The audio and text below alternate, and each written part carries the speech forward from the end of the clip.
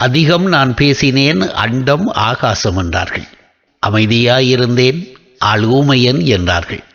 அடுத்தவரோடு ஒத்துப்போனேன், ஆள் ஜால்ராக்காரன் என்றார்கள். அடுத்தவரோடு சேராமல் நின்றேன், அவன் திமிர் பிடித்தவன் என்றார்கள். ஆண்டவனை போய் கும்பிட்டேன், அத்தனையும் பாசாங்கு என்றார்கள். ஆலயமே போகாமல் இருந்தேன், அவன் நாத்திகன் என்றார்கள். அநாதைகளுக்கு உதவினேன், அவன் படம் காட்டுகிறான் என்றார்கள். அப்படி ஏதும் செய்யாமல் இருந்தேன், அவன் சரியான கஞ்சன் என்றார்கள். கண்டவருக்கு வணக்கம் வைத்தேன், காலை வாரப் போறான் என்றார்கள். கண்டும் காணாமல் இருந்தேன், தலக்கணம் பிடித்தவன் என்றார்கள்.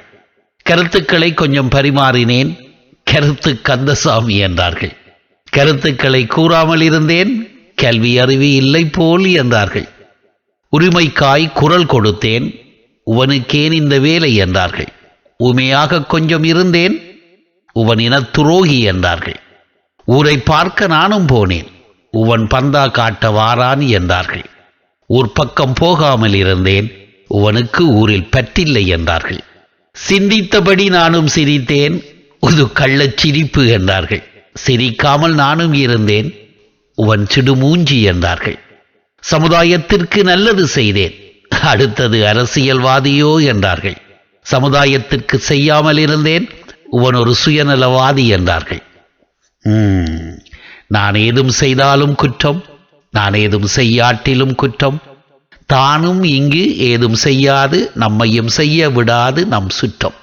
புரிகிறதா? தானும் இங்கு ஏதும் செய்யாது நம்மையும் செய்ய விடாது நம் சுற்றம்.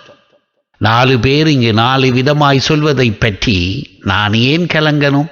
எனக்கு பிடித்ததை நான் செய்திட்டு நான் நானாக இருந்துட்டு போகிறேன். உண்மைதான். இதை எழுதியவர் தவா ஆறுமுகம் அவர்கள். அருமை அருமை.